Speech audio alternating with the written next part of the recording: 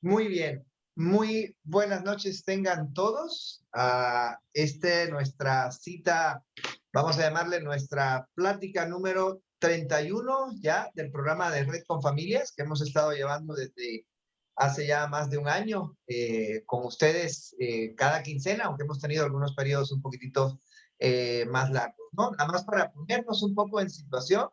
Hoy es día 26 de abril de 2022. Nos toca la plática número 31. Como les decía, estamos en el ciclo número 6 de pláticas que hemos tenido. Y este es un ciclo donde estamos hablando de las alteraciones y dificultades del neurodesarrollo en la infancia. Básicamente hemos estado haciendo un recorrido por casi todos los diagnósticos que ya tenemos de cierta forma reconocidos, aunque evidentemente vamos a incluir a otros que no aparecen específicamente dentro del DSM-5. Y hasta el día de hoy tuvimos una plática inicial donde hablamos justamente sobre los trastornos del espectro del autismo.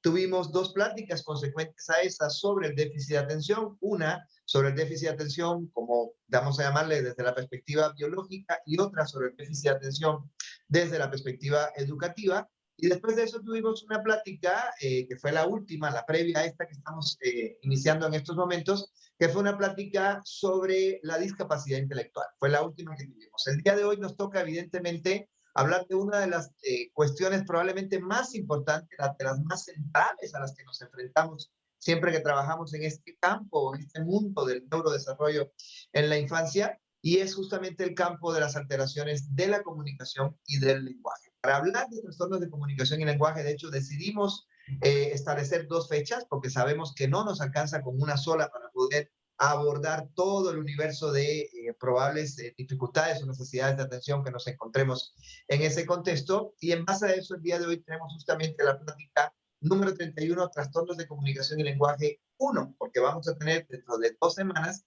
la plática número 2. ¿Quiénes imparten esta plática? Pues son nuestras colegas, que además son las especialistas del equipo de red en comunicación y lenguaje, y son las que llevan la sede de Veracruz, justamente la sede de esa zona, la licenciada María Fernanda Cervantes Villanueva, la licenciada Lourdes Villanueva Cuenca y la maestra Alejandra Montes Oficial. Ellas tres nos van a acompañar durante estas dos pláticas para hablarnos justamente sobre comunicación y lenguaje. Sean todos bienvenidos. Les recuerdo, por favor, mantener sus micrófonos en silencio y sus cámaras activas si es posible, y prestar atención, guardar sus preguntas para el final o irlas escribiendo en el chat para que nosotros también podamos prestarles atención y responderlas en la medida de lo posible. Bienvenidos todos, adelante, y bienvenidas Fer, Yuyi, Ale, a esta que es su plática, y ya pueden iniciar cuando ustedes así lo deseen.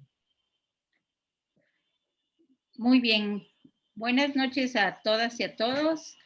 Vamos a iniciar con esta plática de trastornos de la comunicación, parte 1, que esperamos que, como todas las anteriores en las que han estado, pues que sea de su interés, que cumpla sus expectativas, pero sobre todo que los apoye con sus hijos o con sus alumnos, ¿sí? Porque también creo que de repente tenemos la presencia de algunas maestras. Entonces vamos a empezar con las diferencias entre comunicación, lenguaje y habla. Fíjense que la mayoría de las personas piensa que el lenguaje verbal y la comunicación son sinónimos, y esto no es así, sino que la comunicación es más abarcativa, es mucho más que la simple habla, ¿sí? Entonces vamos a ver qué es comunicación. ¿Sí? Es un proceso mediante el cual un emisor transmite uno o más mensajes sobre un contenido determinado a uno o varios receptores, utilizando un código conocido por todos los participantes. Este concepto es de Eugenio Martínez Celdrán, que es un fonoaudiólogo y doctor en lingüística, que ha hecho muchas investigaciones sobre el tema. También nos dice que es todo comportamiento verbal o no verbal, sea intencional o no intencional, que influye en el comportamiento, las actitudes, las ideas o las actitudes de otro individuo, ¿sí?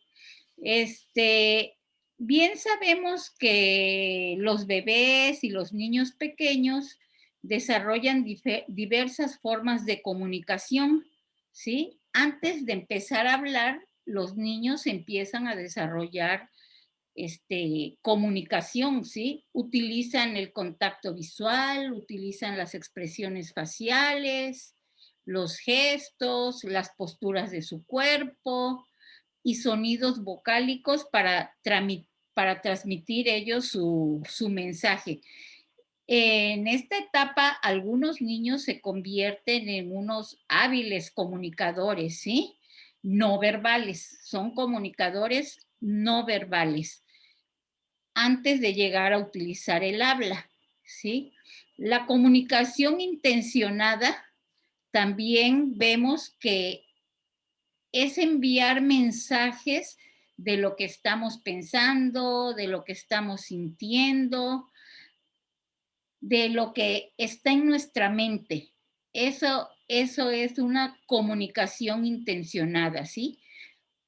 La persona tiene la intención de comunicar sus sentimientos, sus pensamientos.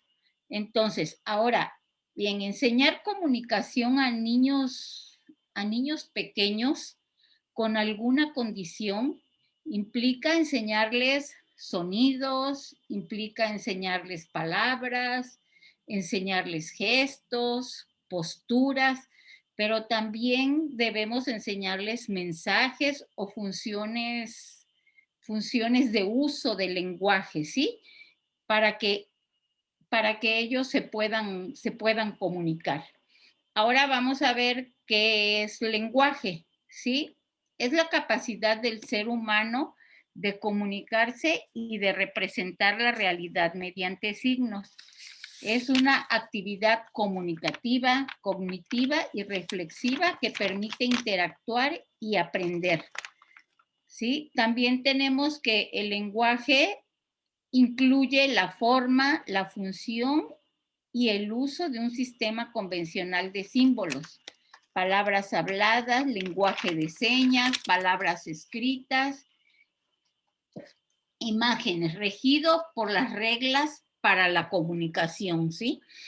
La comunicación verbal está compuesta por el lenguaje comprensivo y el lenguaje receptivo, ¿sí? Comprender el lenguaje es un requisito fundamental para, para poderlo utilizar, por lo que se espera que el lenguaje comprensivo y el lenguaje expresivo se vayan desarrollando a la par y pues muchas veces esto no es así. ¿Sí? Ahora nos vamos a ir con lo que el habla, el concepto del habla. Es el resultado de la relación de procesos neurológicos, neurofisiológicos, neurosensoriales, neuromusculares y la actividad psíquica que permite a una persona utilizar los códigos y reglas propias de su lengua. Este concepto es de Franklin Susanibar, que también es un lingüista que ha investigado sobre el tema, ¿sí? Sus principales características son la voz, las principales características del habla, que son los sonidos, la voz, que son los sonidos emitidos que se produce por la vibración de las cuerdas vocales, ¿sí? La fluidez, que es la capacidad de expresarse correctamente con cierta facilidad. La prosodia, cuando hablamos de prosodia, es un conjunto de características del lenguaje hablado, como el ritmo, el acento y la entonación que le damos a esta habla, ¿sí? Y por supuesto, la articulación, que es el proceso de producir sonidos del habla, ¿sí? con movimientos de la lengua, los labios, la mandíbula y el paladar blando. Entonces, estas son las características del habla. Ahora vamos con las dimensiones del lenguaje, ¿sí? Para entender y comprender bien estas dimensiones y para ver en qué están fallando nuestros niños. Entonces, el lenguaje se divide en 4 dimensiones, ¿sí? El fonético fonológico, que hace referencia a los sonidos que utilizamos para formar cada palabra y las palabras que vamos a decir, ¿sí? A eso se refiere la dimensión fonético-fonológico. El nivel léxico-semántico se refiere al significado de las palabras, al contenido del mensaje que queremos dar. Incluye el almacenamiento también de palabras que tenemos en la mente, ¿sí? Y esto es el significado de cómo vamos a organizar y cómo se van a relacionar estas palabras.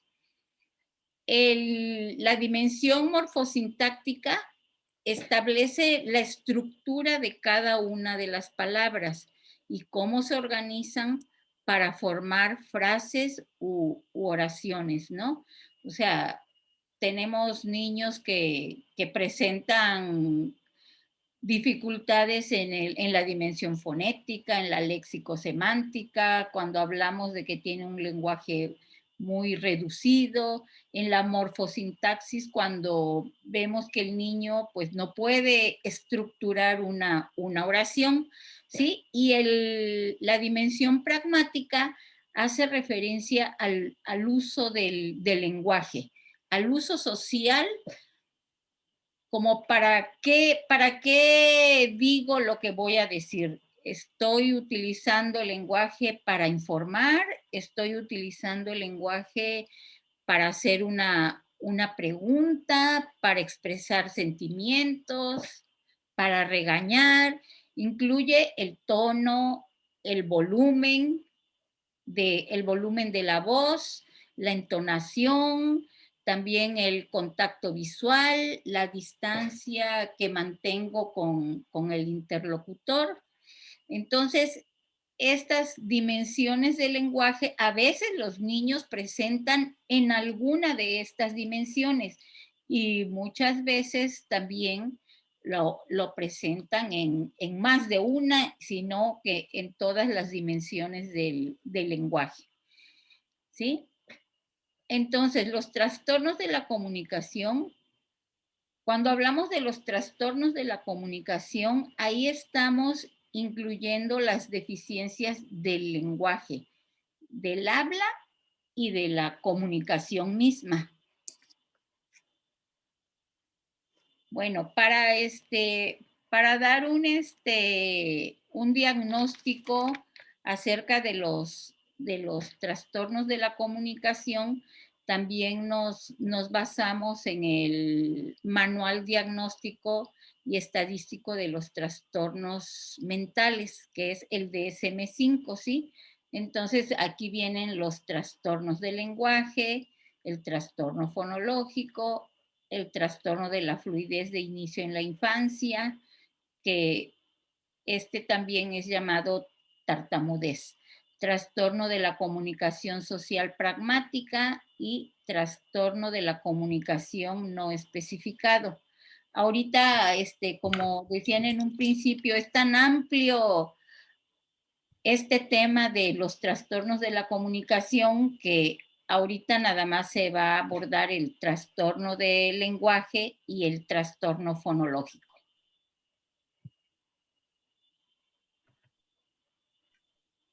Muy bien. Hola, buenas noches. Ya ahorita Yuyi nos dio una introducción sobre los conceptos básicos que tenemos que tomar en cuenta para la comunicación, ¿no? Porque muchas veces llegamos a confundir comunicación, lenguaje y habla.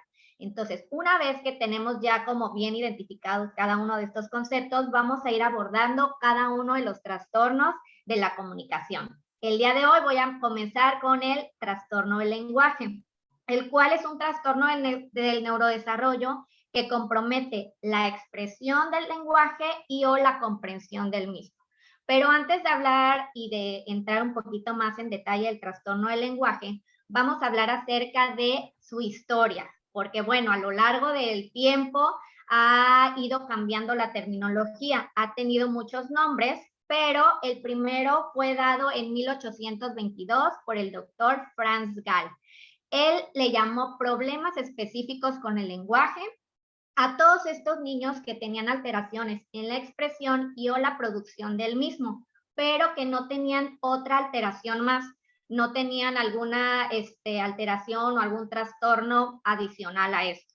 Entonces empezó a hacer estas investigaciones y posteriormente, en 1981, Leonard lo menciona como trastorno específico del lenguaje. Este término viene del inglés, que es Specific Language Impairment, que se tradujo al español como trastorno específico del lenguaje. Igual, abarcaba todas estas dificultades, tanto en la expresión y o producción del mismo. Posteriormente, nos vamos con la Clasificación Internacional de Enfermedades, el CIE-10, en 1992, en donde ya hace una separación de esta dificultad expresiva y comprensiva. Entonces lo divide en trastorno de la expresión del lenguaje y trastorno de la comprensión del lenguaje, como pues que son trastornos diferentes, ¿no? Sin embargo, bueno, pues vamos a ir viendo que a lo largo de la historia, pues van, sí, casi siempre van juntos. Después, en el 2000, el DSM-4 lo maneja como trastorno del lenguaje expresivo y trastorno mixto del lenguaje receptivo expresivo. Todo esto entra en la categoría de los trastornos de la comunicación al inicio de la infancia o en la adolescencia. Entonces, ahí también vemos que ya nos quedamos solamente con el trastorno del lenguaje expresivo, pero también hay uno mixto, que es el que incluye estas dificultades entre lo expresivo y lo comprensivo. De ahí nos vamos al 2013, otra vez con el DSM-5, y es con el que nos vamos a enfocar el día de hoy, en donde dentro de los trastornos de la comunicación ya viene el trastorno del lenguaje. Y nos dice que ahí tiene que ver tanto lo expresivo como lo comprensivo. Lo vamos a ver ahorita más adelante. Y también ahorita en el 2019, que ya salió también la CIE-11, lo maneja como trastorno del desarrollo del lenguaje y lo pone como con 3 subtipos. El primero sería trastorno del desarrollo del lenguaje con afectación en lo expresivo receptivo, trastorno del desarrollo del lenguaje con afectación en lo expresivo y trastorno del desarrollo del lenguaje con afectación en lo pragmático. Entonces, bueno, estos son como algunos términos que se han venido dando a lo largo de toda esta historia del trastorno del lenguaje. Y el día de hoy vamos a hacer una descripción diagnóstica basándonos en el Manual de Diagnóstico y Estadístico de los Trastornos Mentales de la Asociación de Psiquiatría Americana, que es el DSM-5, y vamos a ir hablando sobre el trastorno del lenguaje. Y nos dice que incluye tanto alteraciones expresivas como receptivas del lenguaje.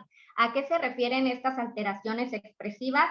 Pues a las dificultades que presenta el niño para expresar de manera verbal o gestual y el lenguaje y comunicarse con él.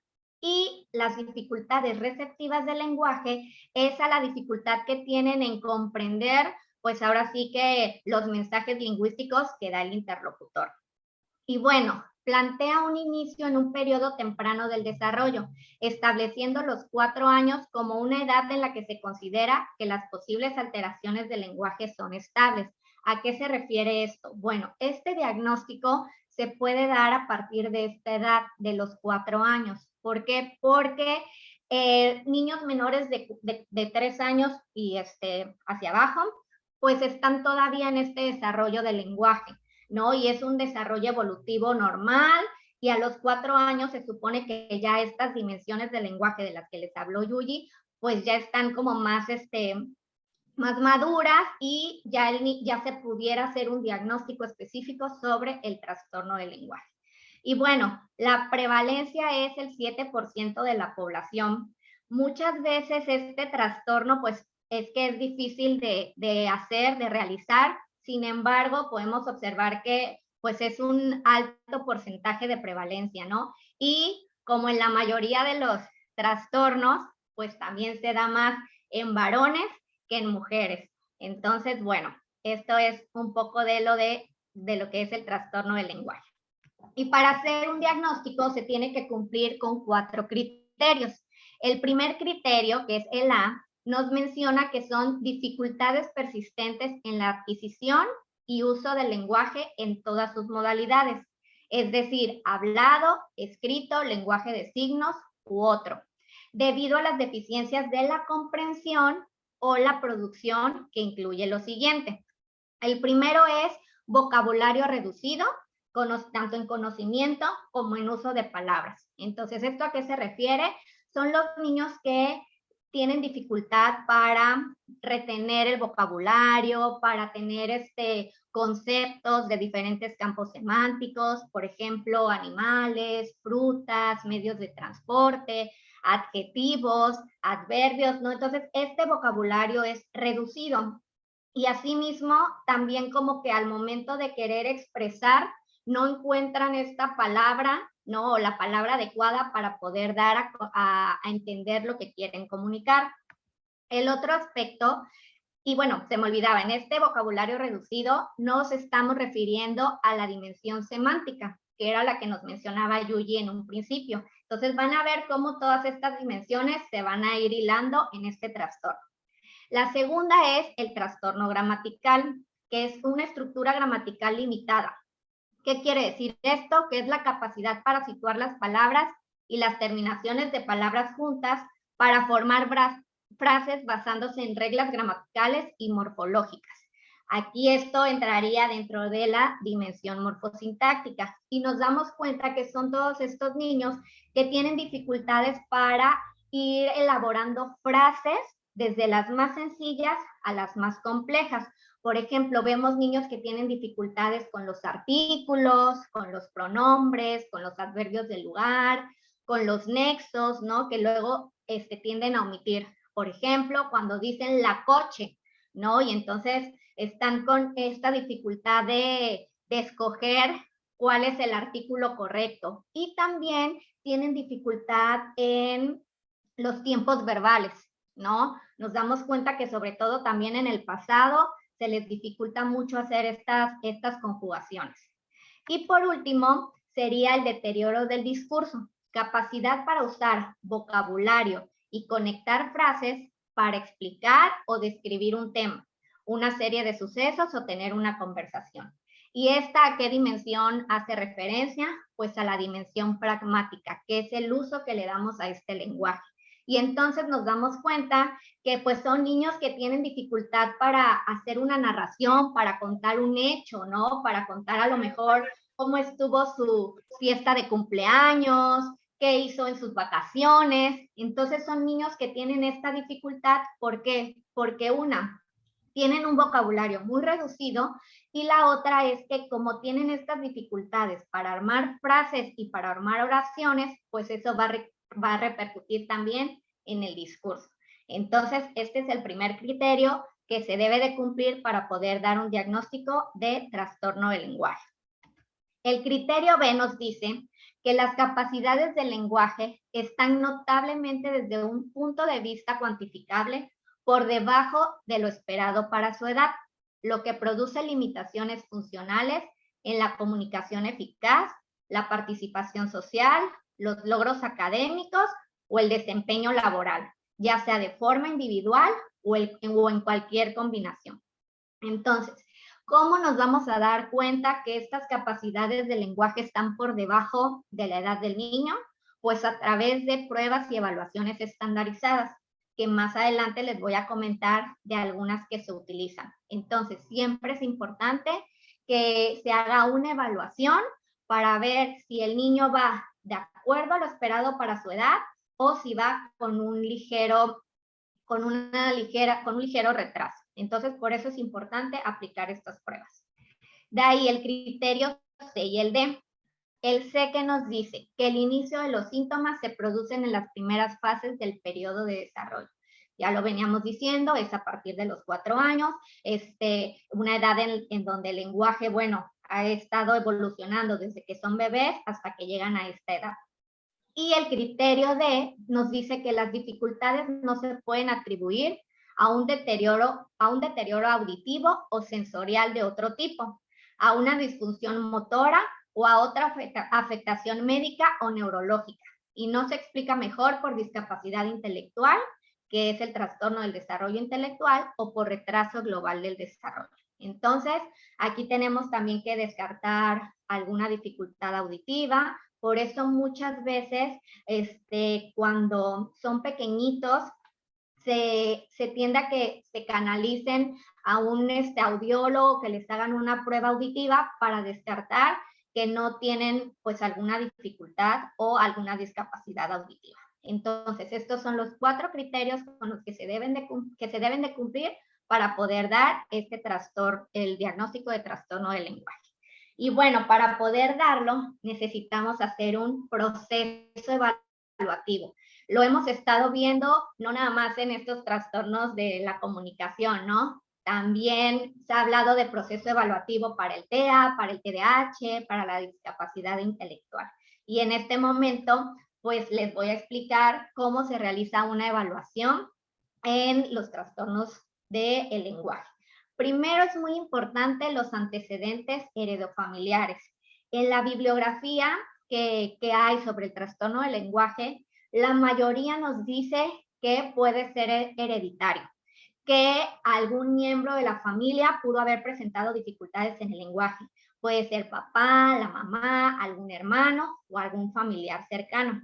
Entonces, siempre es importante hacer toda esta historia clínica, ¿no? Que nos va dando información de cómo ha ido evolucionando el niño a lo largo de su vida en este lenguaje y en esta comunicación.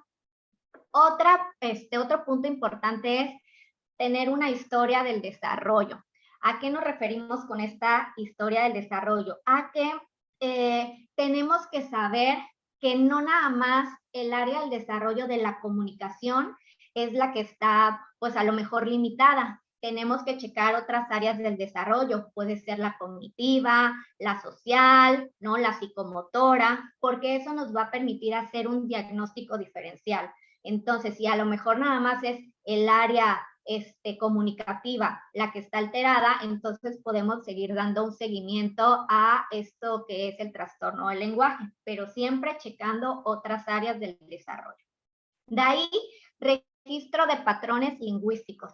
Este registro de patrones lingüísticos son como también parte de los prerequisitos que nosotros tenemos que conocer para poder dar esta evaluación, para poder hacer esta evaluación, y nos incluye lo que es la memoria, ver cómo está el niño en memoria, cómo está en percepción auditiva, ¿no? Cómo está en estas dimensiones del lenguaje, no nada más en casa, sino también cómo está en otros contextos, estas dimensiones del lenguaje, por ejemplo, la escuela, ¿no? En casa de los abuelos, en la terapia, etcétera.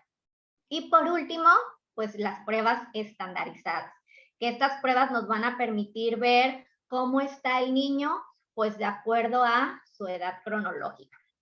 Y bueno, a continuación les voy a mencionar algunas evaluaciones que están o que tenemos acceso, ¿no? Para poder hacer una evaluación del lenguaje.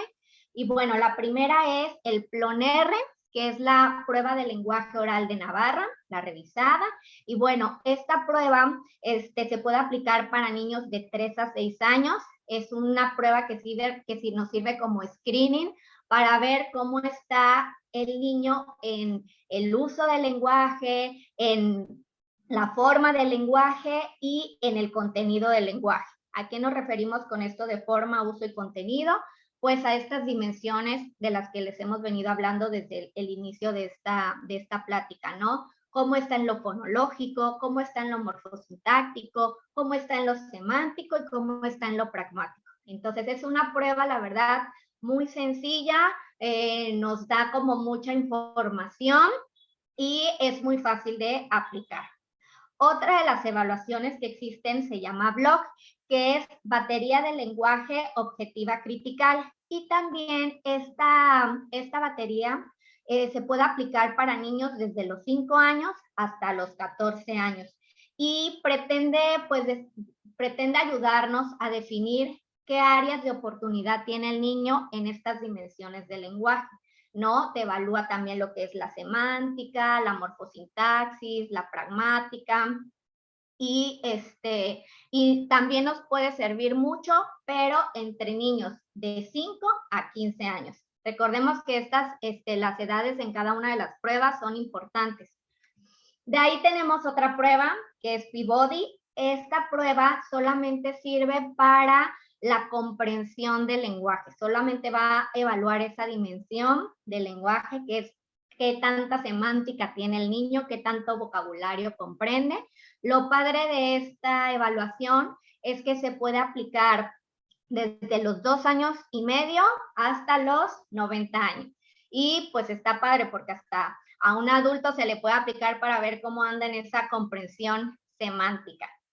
Otra prueba que es también muy interesante es el test de Illinois de aptitudes psicolingüísticas. Este test también, su objetivo es detectar fortalezas y debilidades en estas dimensiones del lenguaje, pero pues también tiene un rango de edad que va desde los 3 hasta los 10 años. Entonces, es importante también que siempre que los niños, cuando llegan con nosotros, los evaluemos, veamos la edad que corresponde para cada una de las pruebas. Esta prueba en específico tiene 11 subtests que nos van a ayudar a ver cómo está el niño tanto en la comprensión auditiva, en la comprensión visual, en la expresión motora, ¿no? Cómo está en esta memoria también, que es importante. Entonces, todos estos subtests al final nos dan una edad psicolingüística, ¿no? Que podemos ver qué edad psicolingüística tiene el niño al momento de hacer la evaluación. Otra de las pruebas, y que esta es como de las más nuevas, es la evaluación clínica de los fundamentos del lenguaje. Es la CEL-5 y su objetivo es evaluar la capacidad general tanto del lenguaje como de la comunicación. Y volvemos a lo mismo, esta también te evalúa las dimensiones del lenguaje, cómo está el niño en la morfología, en el léxico, en la pragmática, en la memoria, y también nos va a dar como mucha información sobre de dónde debemos de partir para poder trabajar con el niño y seguir desarrollando habilidades comunicativas. Y esta, que es el protocolo de evaluación fonética fonológica revisado, que es el PEF-R, únicamente nos va a permitir evaluar los sonidos del habla, ¿sí? En esta no me voy a meter mucho porque, bueno, Ale también la va a mencionar ahorita para los trastornos fonológicos, ¿no? Pero esta nos sirve para ver cómo el niño articula los fonemas, si los articula adecuadamente, si omite algún fonema a la hora de hablar, y también nos sirve para, pues ahora sí que hacer una evaluación exhaustiva de todas estas dimensiones del lenguaje que debemos tomar en cuenta para poder hacer el diagnóstico de trastorno del lenguaje. Y bueno, como en todos los diagnósticos, hay que hacer un diagnóstico diferencial, ¿no? Que es establecer las diferencias entre los diferentes síntomas que se presentan en un trastorno o en otro. Y entonces, ¿qué es importante observar aquí? Primero, las variaciones normales en el lenguaje. Les vuelvo a repetir, este es un diagnóstico que se debe realizar a partir de los 4 años. ¿Por qué? Porque en los niños menores, pues hay estas variaciones pues que son normales del lenguaje. Igual, hay que tomar en cuenta si el niño no habla algún dialecto, ¿no? Y entonces nosotros le estamos aplicando la evaluación en español y pues ahí también puede tener estas dificultades. Otra cosa que debemos tomar en cuenta es el impedimento auditivo o sensorial de alguna otra índole. Ya también les había mencionado que es importante también descartar esta discapacidad auditiva, ¿no? ¿Por qué? Porque evidentemente un niño que tenga discapacidad auditiva pues va a tener dificultades tanto en la comprensión como en la expresión del lenguaje. ¿Sí? Entonces hay que descartar esta discapacidad auditiva. Otra es la discapacidad intelectual. Muchas veces, y no me dejarán mentir mis compañeros de red, llegan las familias para que se evalúen a los niños porque lo que principalmente ven son situaciones de lenguaje, ¿no? Situaciones de comunicación, que mi hijo no habla, mi hijo no me dice las cosas, no me cuenta, y muchas veces esto también puede deberse a que se pueda estar presentando una discapacidad intelectual, ¿no? Entonces, ahí hay que ver que también los dominios, el práctico, el social y el conceptual, ver si están acordes a la edad del niño o si hay alguna dificultad en esto. ¿Para qué? Para poder hacer un diagnóstico ya sea de trastorno del lenguaje o de discapacidad intelectual cuando están estos dominios, ¿no? Otra cosa que tenemos que tener muy presente son los trastornos neurológicos. Aquí también entra lo que es la epilepsia, ¿no? O niños que tengan una afasia adquirida. ¿Qué quiere decir eso? Son los niños que pues han desarrollado el lenguaje normal, ya tienen 5 o 6 años y ellos pues hablaban normal sin ninguna dificultad, pero pues presentan una lesión cerebral, ¿no? Como alguna trombosis, alguna embolia, que hace que pierdan el lenguaje. Entonces también hay que hacer esa diferencia, ¿no? Que no entre dentro de esta afasia adquirida.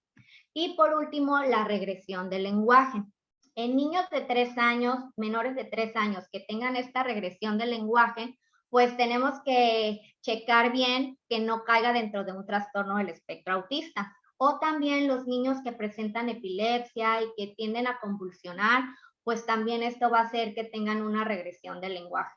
Entonces, si se dan cuenta, tenemos que poner mucho ojo en diferentes características. ¿Para qué? Para poder llegar a un diagnóstico certero.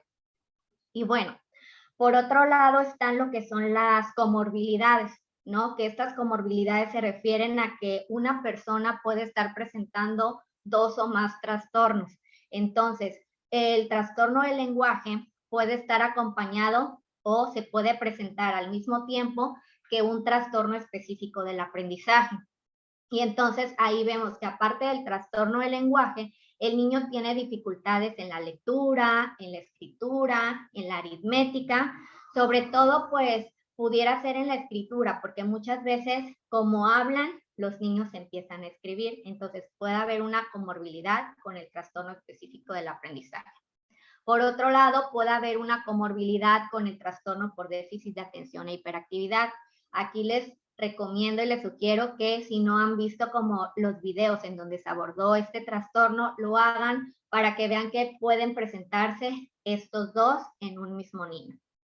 También se puede presentar la comorbilidad con trastorno del espectro autista. ¿Sí? Sabemos que uno de los criterios del trastorno del espectro autista pues abarca esta dificultad sociocomunicativa, pero aparte de esta dificultad sociocomunicativa también pueden presentar dificultades en estas 4 dimensiones del lenguaje, y entonces también hay que pues ahora sí que trabajar tanto para el trastorno del espectro autista como para el trastorno del lenguaje, para que el niño pueda ir desarrollando su lenguaje lo mejor posible. Y por último, también se pueden presentar el trastorno del lenguaje con trastorno del desarrollo de la coordinación, que son estos niños que tienen una coordinación deficiente o que tienen esta torpeza motora, ya sea torpeza motora fina o torpeza motora gruesa. Entonces puede existir comorbilidades de estos 4 trastornos con el trastorno del lenguaje. Y bueno, para ir cerrando con este trastorno del lenguaje, ¿cómo podemos observar a los niños? ¿Qué dificultades generales tienen? ¿Qué características pueden presentar que nos puedan ir encendiendo esos foquitos rojos? Bueno, dentro de estas características pueden estar que las primeras palabras o frases del niño se iniciaron de manera retrasada, ¿no? Sabemos que en el desarrollo normal del niño, pues el niño empieza a decir sus primeras palabras a los 12 meses, que empieza a formar frases de 2 palabras a los 2 años, y entonces nos damos cuenta que ese desarrollo se viene retrasando. También tiene retraso en la adquisición de los fonemas, ¿no? Niños que los primeros fonemas, ¿no? Que son los más fáciles, como la M, el fonema M, que es la M, el P, que es la P, pues son los más sencillos, son los que se van adquiriendo en un principio, y sin embargo también hay un retraso en esa adquisición de los fonemas. Como ya lo había mencionado, son niños que tienen un vocabulario muy limitado y menos variado, ¿no? Tienen que estar pensando qué palabra es la que van a utilizar, pues, para poder comunicarse.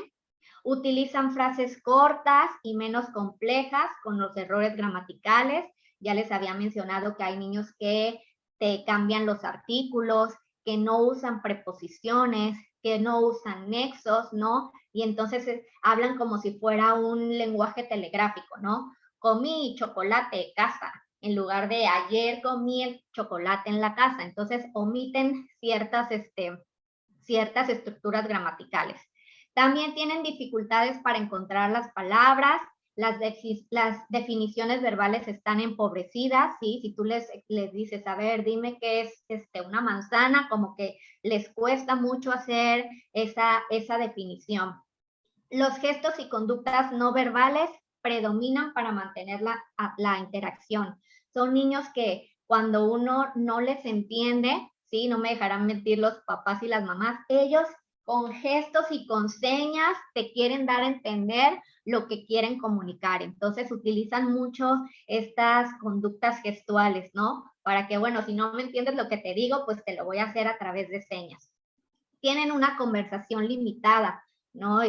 Por lo mismo, como tienen esta dificultad para realizar frases, pues esta conversación se ve interrumpida, ¿no? Porque uno les está tratando de descifrar qué es lo que nos quieren decir, y pues el niño también se da cuenta, ¿no? Se da cuenta de que muchas veces no entendemos. Y hay un desarrollo tardío en las narraciones. Les vuelvo a repetir, estas narraciones que son el contar cómo les fue en la escuela, el contar cómo les fue en las vacaciones, el contar algo que les guste, su caricatura, su película, tienen dificultades en poder realizar una conversación o una narración de hechos. Entonces, bueno, esto es de manera general de lo que se trata el trastorno del lenguaje. Les volvemos a decir que, bueno, esto es como un tema muy, muy extenso, y en la segunda parte ya vamos a dar también como algunas formas de intervención para mejorar todas estas dimensiones del lenguaje. Y ahora vamos a continuar con el trastorno fonológico. Voy a dejar de compartir para que Ale pueda continuar con la presentación.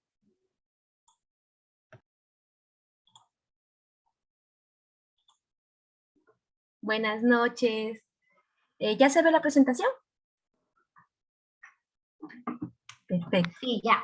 Muy bien. Como ahorita hemos abordado los trastornos del neurodesarrollo, específicamente los trastornos de la comunicación, ya los había mencionado al inicio la maestra Yuji, que incluye deficiencias en lo que es lenguaje, habla y comunicación. Lo que acaba de abordar Fe fue un trastorno de la comunicación específicamente que abordan estas alteraciones en la parte del lenguaje.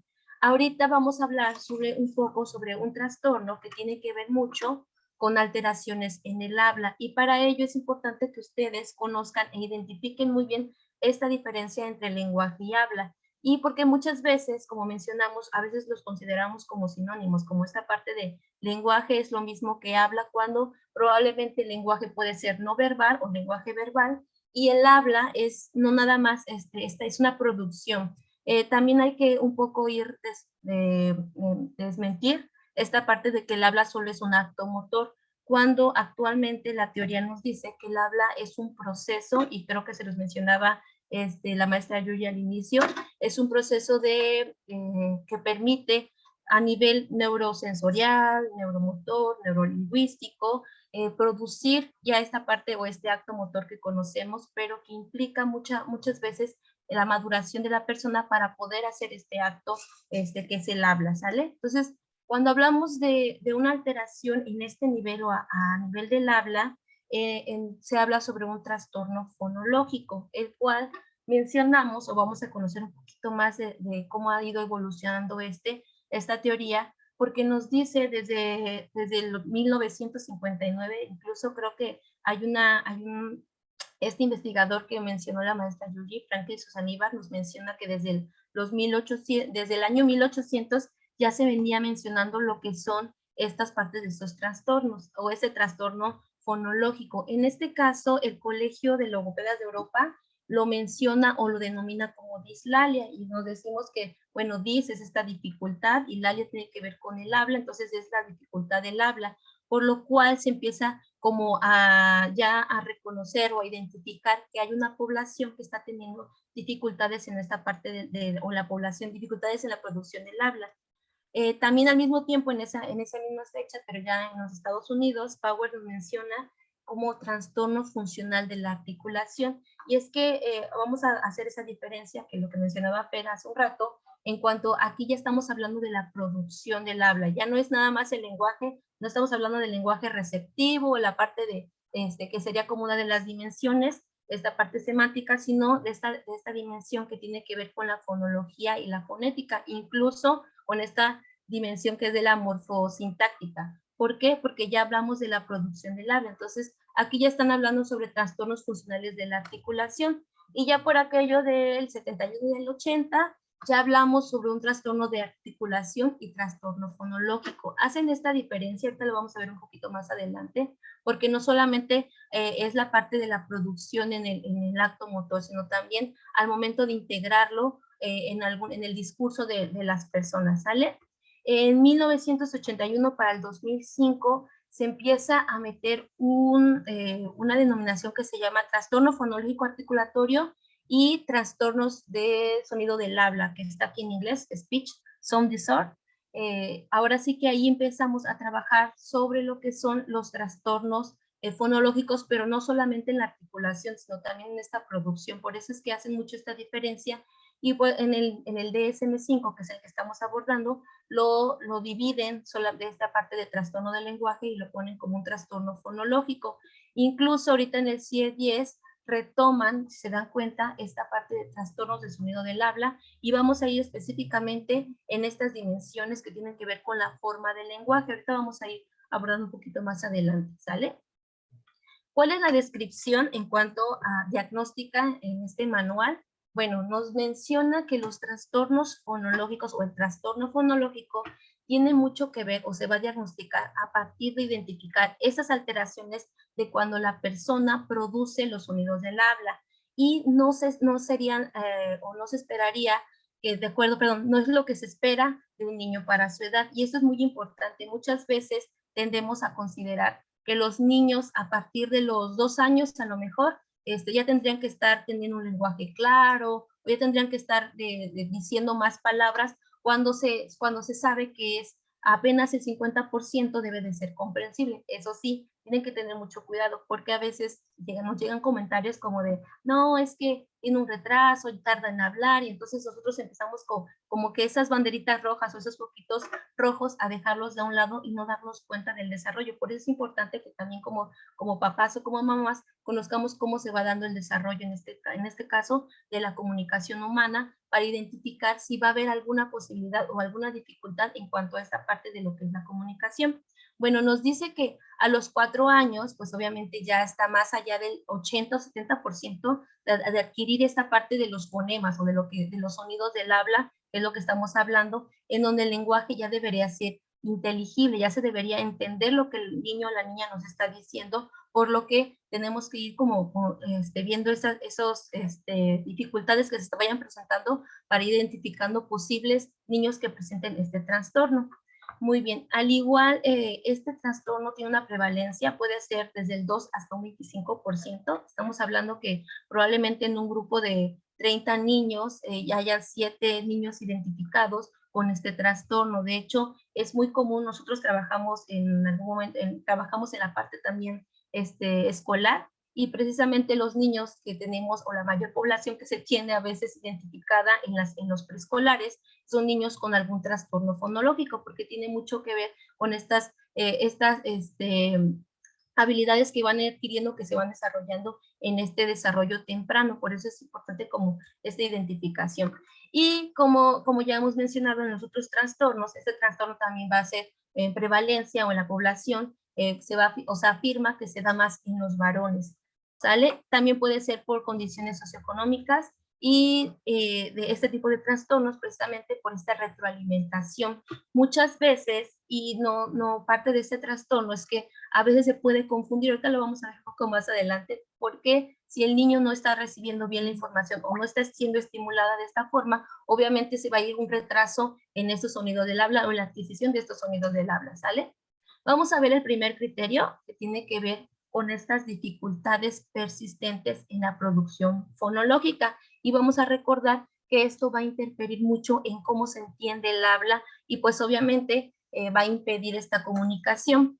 Esta alteración se puede dar a nivel fonética, que tiene mucho que ver con la producción articulatoria de los sonidos o de los fonos, en este caso la b, la t, la l, todos estos sonidos que les acaba de mencionar también Fer, y obviamente de las alteraciones a nivel fonológico, que ya es el uso funcional de los fonemas, es decir, puede ser un niño que a lo mejor puede decir de manera aislada la p, la p, pero ya al momento de utilizar y en lugar de decir no sé, perro, dice telo, ¿no? Entonces ya ahí hay una disfunción de este fonema o este uso dentro de la palabra.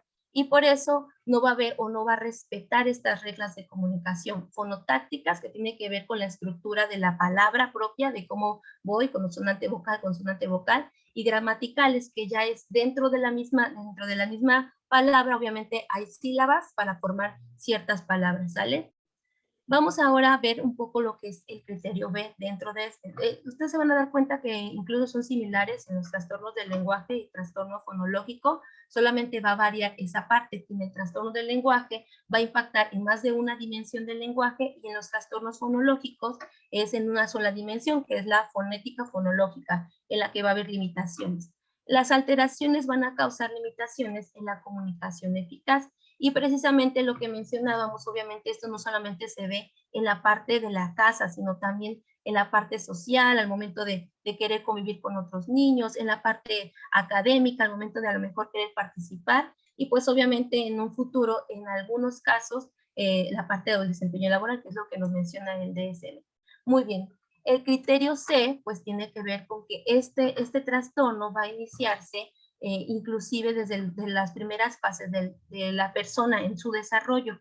Por eso es importante, y se lo vuelvo a mencionar, que se conozca un poco más sobre cuál es el desarrollo que vamos adquiriendo. De hecho, aquí se los estoy poniendo, es de Susana Ibarridioses, aquí está 2016, son quienes nos dan como este cuadro y nos dice el desarrollo fonético fonológico. Hay otros autores, inclusive también a esta parte de adquisición de fonemas también viene por edades, pero ahorita vamos a enfocarnos de manera general, y nos dice que como primer estadio, por ejemplo, a los 12 meses el niño ya debe de tener estas vocalizaciones prelingüísticas, ¿no? Que ya va a ser desde vocalizaciones involuntarias, estos balbuceos, que inclusive luego les dicen, bueno, el niño empezó a decir papá, ¿no? Y hay muchas veces que ustedes deben de saber que la P o la P es el fonema más fácil que pueden adquirir o que pueden decir las personas, y a veces no es porque están diciendo papá, sino es el balbuceo constante que el niño está haciendo. Entonces son como estas comunicaciones prelingüísticas. Sin embargo, sí se da esta parte o esta comunicación, porque a veces ya cuando el niño va creciendo, o el bebé en este caso, va madurando, ya lo hace con una intención comunicativa. De los 12 a los 18 meses ya usan estas palabras, frases, ya los niños empiezan a darle significado a estas palabras. Ya mamá, papá, agua, ya lo utilizan en este momento para comunicar. Y en este caso ya son 50 palabras a los 18 meses, al año y medio, que empiezan a utilizar. A lo mejor mamá, leche, o coche, papá. Entonces ya empiezan a utilizar estas frases de dos palabras. A veces solo son sustantivos, porque puede ser, no sé, coche a mesa, para decir que el coche está en la mesa. Entonces, ese tipo de frases son las que los niños ya a esta edad van adquiriendo. A los 18 y a los 4 años, los niños empiezan a tener estos procesos de simplificación del habla. ¿Qué son estos? Pues obviamente cuando los niños no pueden decir una palabra, ya sea sustituyen, reducen, asimilan, aumentan, a veces a lo mejor quieren decir refrigerador y dicen refrigerador y dicen tetarador. Y entonces empiezan a hacer estos procesos, los cuales se consideran totalmente normales en estas etapas, porque conforme el niño va progresando y va adquiriendo estos fonemas, esos fonológica van a ir disminuyendo. Y a los 4 a los 6 años, obviamente ya hay una culminación. Ya la mayoría de los fonemas, ya, si no es que todos los fonemas se van adquiriendo, ya la parte de utilizarlos dentro de una palabra ya los pueden hacer, y por lo tanto ya su lenguaje o su habla verbal ya es fluida e inteligible, que es lo que esperaríamos. Entonces, cuando esto no se da en estas etapas y vamos viendo que a lo mejor son niños de 4 o de 4 años, que puede ser que todavía no tiene ese 70% y que todavía hace simplificaciones que totalmente no se entienden, o a veces esta falta de producción del habla, obviamente ya se puede estar considerando un niño que está pasando por o que está teniendo un trastorno fonológico. Recuerden, y vuelvo a hacer énfasis, el trastorno fonológico tiene mucho que ver con las alteraciones en el habla solamente, ¿sale? Y el criterio D, pues, nos dice que estas dificultades no se pueden atribuir a afecciones congénitas como parálisis cerebral. ¿Por qué? Cuando hablamos de un trastorno fonológico, hablamos de esta dificultad de producción del habla, y sabemos que la parálisis cerebral, por ejemplo, va a haber dificultades a nivel motor, no a nivel lingüístico, no a nivel, no a nivel lingüístico, sino a un nivel ya motor, porque es esta parte o estas dificultades que se están teniendo.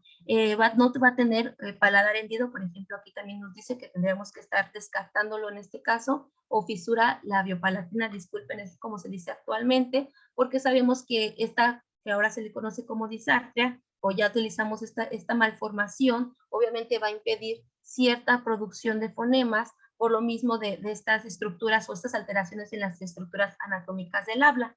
Y finalmente, otros traumatismos, como golpes. A veces en los antecedentes nos damos cuenta de niños que a lo mejor tenían lenguaje y llegan a tener un golpe en el área temporal, en esta parte izquierda, que es como la que más va a reflejarse en el lenguaje, y obviamente si se pierde esa habla, pues tiene mucho que ver con estas afectaciones, ¿sale? Entonces, no podemos atribuir que es un trastorno si se presenta alguna parálisis cerebral, si hay alguna fisura labiopalatina, o bien alguna otra afectación médicas o neurológicas, ¿sale?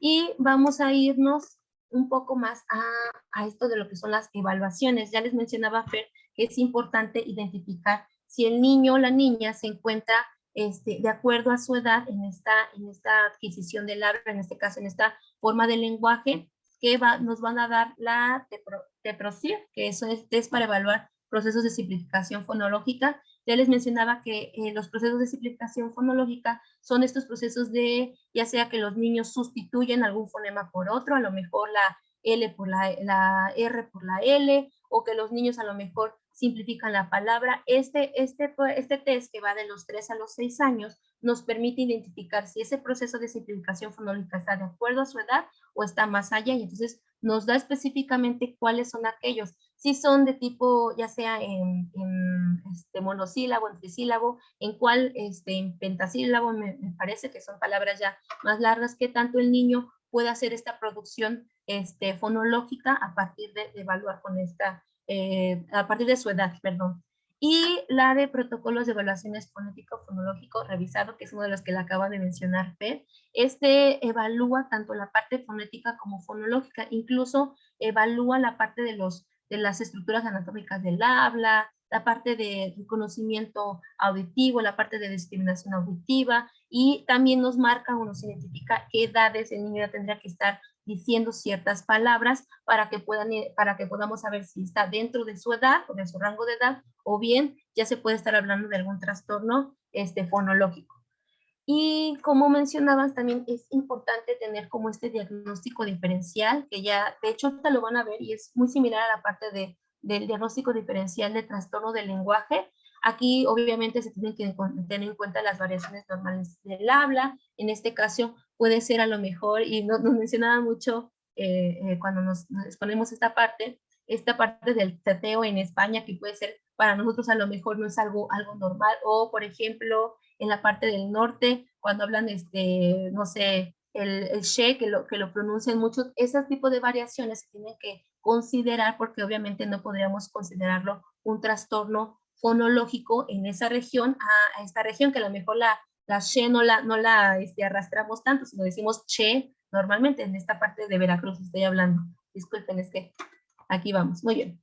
En deficiencias auditivas tienen que también considerar, porque obviamente las deficiencias en la producción fonológica se puede asociar precisamente por esta dificultad. Muchas veces, y hay en las escuelas nos llegan a dar, o digamos a dar estos diagnósticos, pero tenemos que estar muy seguros que no se está debiendo a este input o a esta información, a esta parte sensorial, que el niño está teniendo totalmente la recepción de los sonidos y por lo tanto, a lo mejor si hay una dificultad, pues obviamente no se debe a esta deficiencia auditiva. Sin embargo, si el niño llega a tener una otitis o llega a tener alguna dificultad para recibir esta información, podremos estar considerando que a lo mejor no es tanto un trastorno fonológico, sino se está debiendo a esta deficiencia. Por eso es importante que, o les mencionan en las historias clínicas, si les hicieron tamiz auditivo, si han ido o han revisado con el otorrino, porque a veces los niños, cuando llegan a tener una gripe o algo, tienen un mal cuidado de la infección y que puede conectar precisamente a llegar a una otitis o una infección del oído, ¿sale? O deficiencias sensoriales como motoras del habla, que son las que he estado también abordando.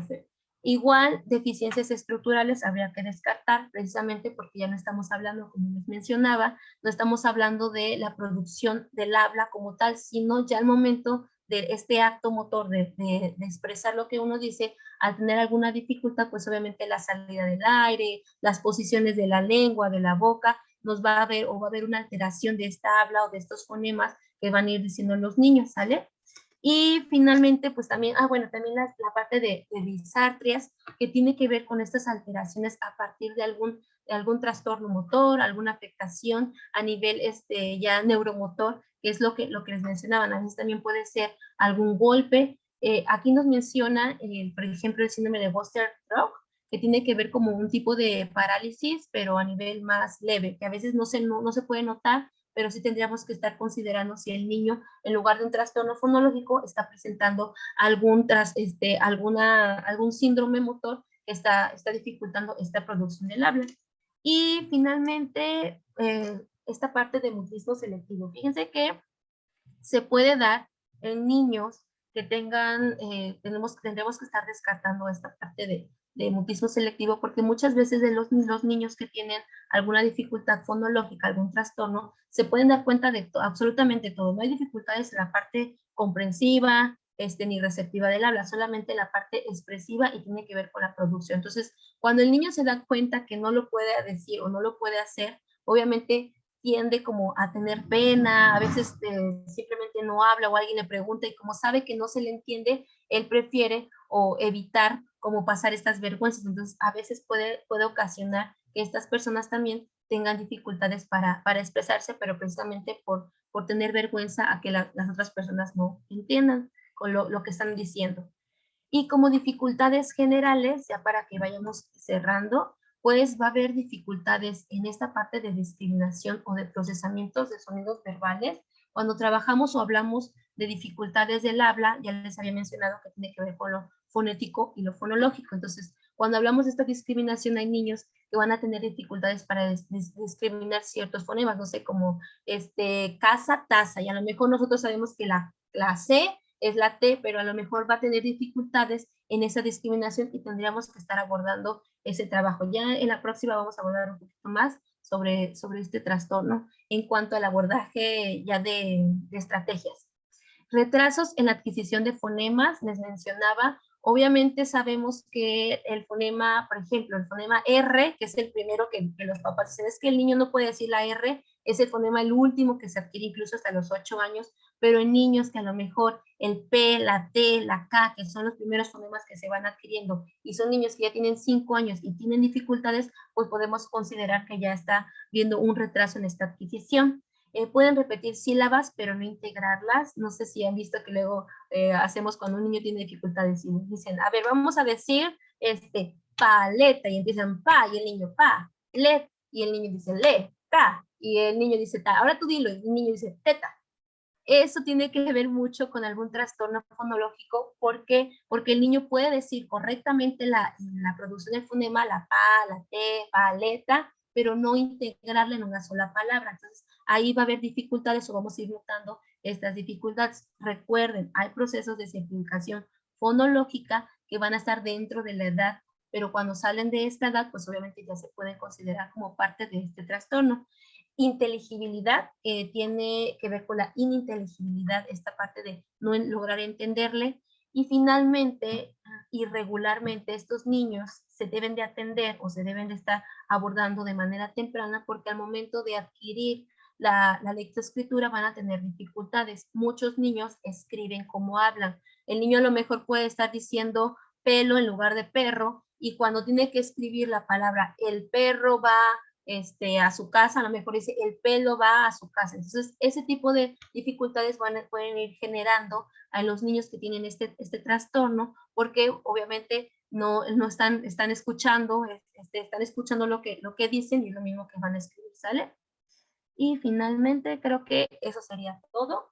Gracias por escucharnos. Como había mencionado Fer en un principio, la maestra Yuji, como vamos a hablar de los diferentes temas, va a alargarse un poco y nos veremos para el miércoles 11 de mayo. Excelente.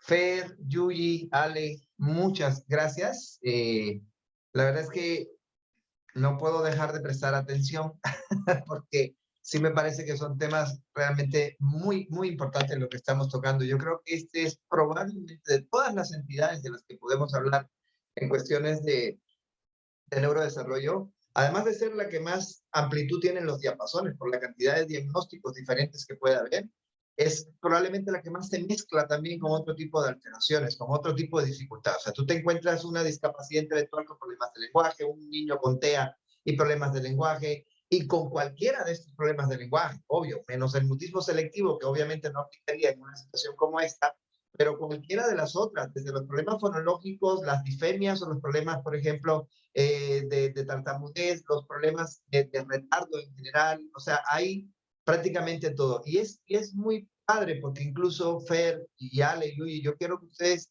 en la próxima plática también nos aclaren muy bien por qué, por ejemplo, a muchos niños con TEA luego los mandan a terapia de lenguaje.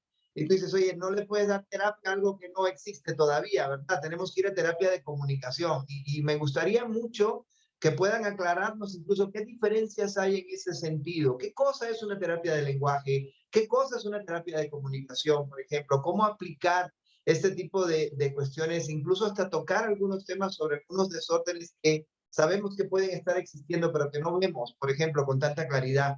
Hoy en día tenemos muchos niños con TEA, por ejemplo, que no logramos ver todavía la capacidad para el reconocimiento de los sonidos, la parte de la identificación del lenguaje, ¿no? Yo siempre les explico a los papás que depende de cómo entra para que pueda salir también. Si no hay capacidad para comprender, es muy difícil que haya capacidad para expresar. Y creo que estos temas definitivamente los tenemos que incluir. De veras estoy fascinado de lo que acabamos de escuchar, de cómo está muy bien planteada toda esta parte. Estoy seguro de que a las familias, pues obviamente también esto les puede ayudar mucho. Tómense tiempo, Fer, Ale, Yuji, para que puedan explicar esto con la mayor cantidad de detalles posible dentro de 2 semanas cuando regresemos a la plática. Y a los papás, pues ya saben que nos pueden mandar sus dudas, que nos pueden mandar todos sus comentarios también sobre esto para que podamos estar pues un poquito al pendiente, ¿no? Aquí alguien ahorita preguntaba dónde pueden sacar cita. Ya luego métanse a la página web, ahí pueden encontrar los datos de todos los especialistas de red. Específicamente hoy la plática la tuvimos con las especialistas que trabajan en la sede de Veracruz, concretamente. O sea, Red, acuérdense que tiene varias sedes en diferentes lugares de México, y ellas que son las más especializadas en lenguaje, de hecho son a las que siempre consultamos para las cuestiones inherentes al lenguaje, se encuentran en la sede de Veracruz. Como quiera, luego les puedo pasar los datos. Reitero otra vez, muchas gracias a todos los que se conectaron con nosotros. Muchas gracias también a los que van a ver esta plática posteriormente a través de nuestro canal de YouTube, al cual los seguimos invitando, por supuesto, a que se puedan ustedes suscribir. Y, pues, por supuesto, muchas gracias, Ale, Yuji, Fer, por estar con nosotros, por enseñarnos un poquitito más cada día. Y nos vemos dentro de 2 semanas para seguir en nuestro programa de Red con Familia. ¿Sí? Nos vemos todos, que tengan excelente noche.